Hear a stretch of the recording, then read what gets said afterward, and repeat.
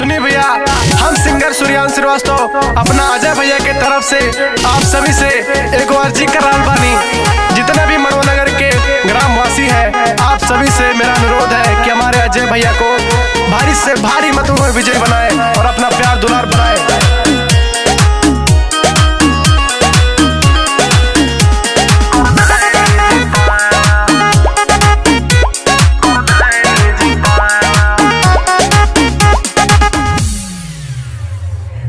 गाँव के विकास होई बड़ी खुशहाली, अर्जी बाई है हाथ जोड़ के। अजय भैया के प्रधानी जितावा, लहर चलल बा बड़ी जोर से। सबके विकास होई करी विश्वास, बाटे भैया जी के चर्चा बड़ी जोर। भैया के प्रधानी जितावा, करी ले विनती हाथ जोड़। भैया के प्रधानी जितावा, चर्चा बा इनके बड़ी जोर। भैया के प्रधानी जितावा।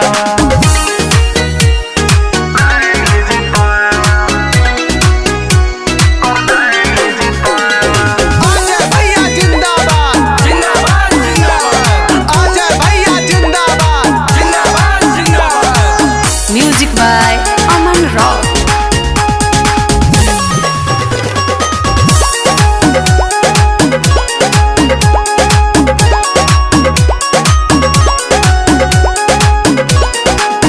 रोजगार दिलवई है, विकास करवई है, पूरा लगन से अपना गौवा के आगे बढ़ई है।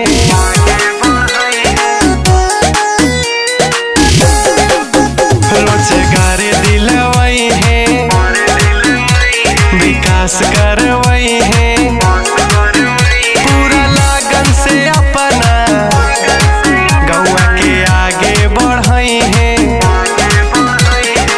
सबे माँ के बेटा बाटे, सबसे साने साई है बाटे और जिया मोर। भैया के प्रधानी जितावा, करी ले विनती जोर जोर। भैया के प्रधानी जितावा, चर्चा बाई है चारोर। भैया के प्रधानी जितावा।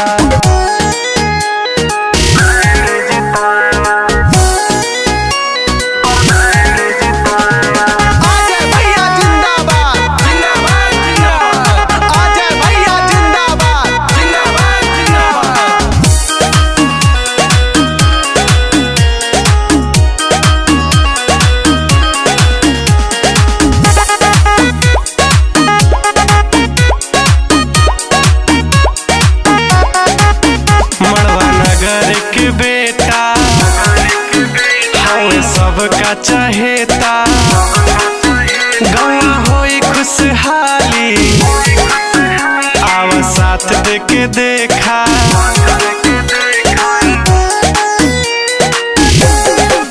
मड़वा नगर के बेटा हवे सबके चहेता, गौवा होई खुशहाली, साथ देके देखा। जोड़े हाथ सूर्यांश अजय भैया के द चांस। भैया ले जाए है विकास की ओर। भैया के प्रधानी जितावा, चर्चा बाई है बड़ी जोर। भैया के प्रधानी जितावा, चर्चा बा इनके बड़ी जोर। भैया के प्रधानी जितावा। अजय भैया के प्रधानी जितावा, लहर चलल बा बड़ी जोर से। सबके विकास होई करी विश्वास, बाटे भैया जी के चर्चा बड़ी जोर। भैया के प्रधानी जितावा, करी ले विनती हाथ जोड़। भैया के प्रधानी जितावा, चर्चा बा इनके बड़ी जोर। भैया के प्रधानी जितावा।